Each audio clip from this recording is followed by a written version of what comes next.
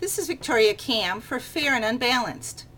I believe you can't make good decisions until you've listened or read all sides, even if you're pretty sure you won't agree with the other side. On eChainCommunity.com this morning, a Wall Street Journal piece by Martin Feldstein and John B. Taylor discussed John McCain's tax plan to create jobs. I found it so amazing, I read it twice.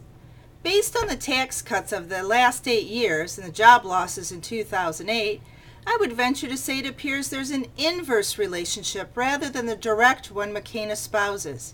I particularly find the idea that to increase wages, McCain plans to provide incentives to increase productivity ludicrous.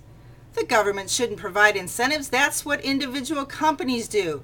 And by the way, ask any employee of a company with layoffs if the increased workload, productivity, has included increased wages. Ridiculous.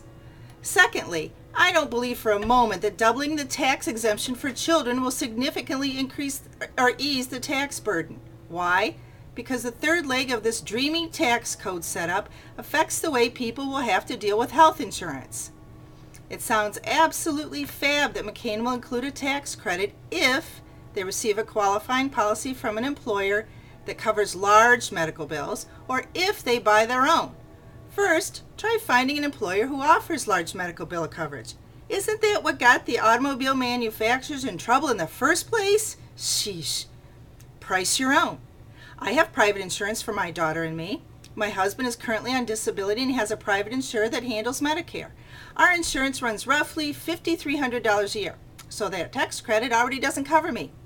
It also doesn't help the $5,000 per year deductible that made the monthly payments affordable. Unfortunately, I got very sick this year and my daughter required a lot of tests, so I paid that too. Due to this pharmaceutical company's ripoff, complimentary of George Bush, the kidney transplant medications will reach a point at which we're on the hook for $2,500.